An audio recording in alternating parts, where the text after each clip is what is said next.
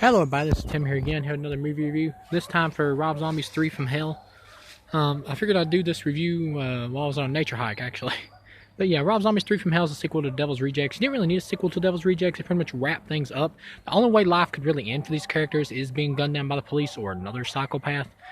3 from Hell, I'll just go ahead and say it. Rob Zombie, in my opinion, is he's a good director, but he's not a great director. Devil's Rejects is his only masterpiece. His remake of Halloween was good, was fine for a Rob Zombie style version of Halloween. His Halloween 2 was bad, but as a Rob Zombie film, it's actually good. Lords of Salem is just lame, and 31 I thought was just alright as just a mindless killer clown film. A lot of people hate that one. I thought it was just average Rob Zombie movie. This one I'll go ahead and give 2.5.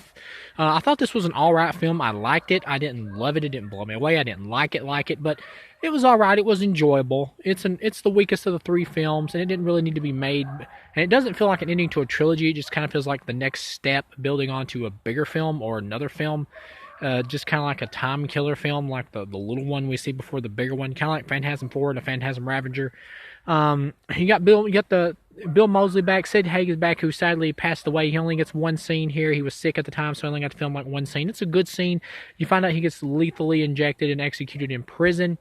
And of course, the characters survive the bullet wounds at the end of A Devil's Rejects. So the movie makes it to where I can kind of buy into it and believe it enough. And they escape from prison.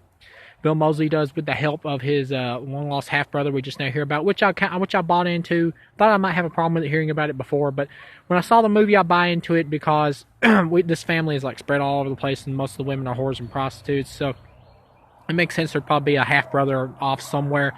One thing, though, that's a little silly is that this one redneck dude played by Richard Brake, who is the Midnight Wolfman, who is the half-brother, like, just breaks into, like, the prison yard while they're all doing work and somehow single-handedly, like, takes out all the guards and kills all the prisoners along with Bill Moseley. So just these 2 guys kill everybody, including Danny Trejo, who's also in jail, and it was neat seeing him back as one of the unholy 2 from the last one. I don't know where Diamond Dallas Page is. Maybe he's saved for the next one. But it was cool seeing him back. But yeah, that's extremely unbelievable. And they get away, and then they rescue Sherry Moon Zombie using Jeff Daniel Phillips' as warden character because they take his family hostage, which there's a lot of implausibilities in this film, like a lot of just like pure happenstance things that would never happen in real life. Like the warden's family would be in a safe house somewhere with like 20 police guards. They wouldn't just be at their regular home for these 2 psycho killers just to go find after they've gotten out of prison. That makes no sense. So they get taken hostage, and the warden has to go take Sherry Moon Zombie out of there. And you get Dee Wallace Stone here as a crazy prison guard who keeps beating the hell out of Sherry Moon Zombie, and that actually surprised me. She did a great job here. And I like the evolution of Sherry Moon's character, how she's went crazier after being in jail. That was cool.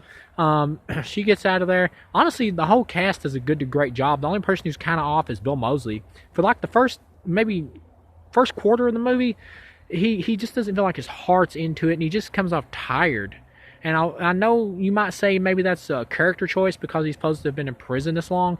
But the other characters, like, I don't know. It didn't feel like a character choice. It felt like the actor wasn't totally able to get back into the mode or the character. Or maybe he didn't really want to do this film because he felt like Devil's Rejects was the appropriate ending. But anyway, eventually you do get settled in this performance, and he brings back the oldest charm that you're used to from the other films, and he does a great job. This movie is kind of like a little mini movie of how they escape from jail and rescue Baby or whatever. And once they kill everybody, including the warden, and yes, another happenstance thing. While the warden, I know his family was hostage, but realistically, he knows these people are crazy and they're going to kill his family. Why didn't he just go get like 20 police guards or 20 police officers and just like come back and go after him? At least his family would have a chance. I mean, a sniper could take him out at least. I mean, why? It doesn't really make any sense. He should have known better than that. And this film is extremely tame, like really tame. Like there's a lot of violence, like either cutaways or it's just not as intense because you don't feel the intensity as much. Because you either feel like you've seen it in the last film and it doesn't measure up, like them keeping the family hostage here of the warden, kind of like they had the people in the hotel hostage last time. Or it's just like kind of cutaways. And then once they get out of there and they're like heading to Mexico or whatever, you get some funny scenes where they're all talking, and Bill Moseley's like, you go pay for gas, talking to Richard Brake or whatever, or get us a hotel, and he's like, I'm the Midnight Wolfman, everybody recognizes me. And Bill Moseley's like, nobody knows who you are. That was funny. And they get to Mexico, and Sherry Moon Zombie makes friends with like this little midget dude who was actually in 31 as one of the killer clowns, I believe. And he does a good job. They get there, and this movie kind of transforms into something else. It just becomes like this Mexican standoff type movie with like the son of Danny Trejo's character, kind of similar to The Devil's Rejects with the sheriff taking revenge, but not exactly the same because the Mexican setting kind of gives it a different flavor. And it just doesn't really feel like a Devil's Rejects or House of a Thousand Corpses movie. It doesn't really feel like it's in that vein. This Mexican part of the movie, which is the entire other half of the film, almost could have been its own original movie with totally different characters, really. But this dude named Aquarius shows up, who's Danny Trejo's son, and he wants revenge for his death. He shows up there with this big Mexican luchador gang called the Black Satans or whatever, and they all get killed pretty much by Sherry Moon Zombie, Bill Moseley, and Richard Brake's character. But of course, Sherry Moon Zombie and Richard Brake end up getting caught, and Bill Moseley has to rescue them. And he kills the hotel manager who ratted him out, and it's pretty funny because he like shoots him to death. And he's like, "Tell me more, rat." It's pretty funny. But Bill Moseley has to have like a machete fight with the main last dude. And he manages to take him out because the midget guy like rescues Sherry Moon Zombie and Richard Brake by untying him. Then they kill the Aquarius dude by pretty much just like setting him on fire. And then they just walk off, driving off in their vehicle, body damaged, and it just kind of ends like on a whimper, kind of like they're just like leaving Mexico to go off to another story. These characters need a proper ending. They had a proper ending in Devil's Rejects, but since Rob has extended it now, they need a new proper ending. And the only realistic way for this trio to end, people are never going to stop hunting after them. The only realistic way for these characters to end is death. They're just too crazy to stop killing and go into hiding. The only realistic ending here is death. There's just no other option. But yeah, all in all, it's a 2.5-star film. It's all right.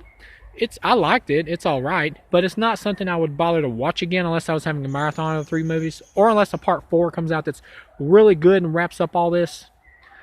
But yeah, like I said, just like the happenstance and stuff like that, and things that are just like really ridiculous. Like these are just like 4 or 3 redneck hood trash killers or whatever, or backwoods trash killers, and at the end of it, they're fighting this Mexican mafia, basically these luchador killers, and somehow they're able to go toe to toe with these guys. It doesn't really make any sense in that regard. When they got the hell beat out of them just by a regular crazy vengeful sheriff in the last one, it doesn't really make any sense. Yeah, all in all though, it's a 2.5-star film. It's all right.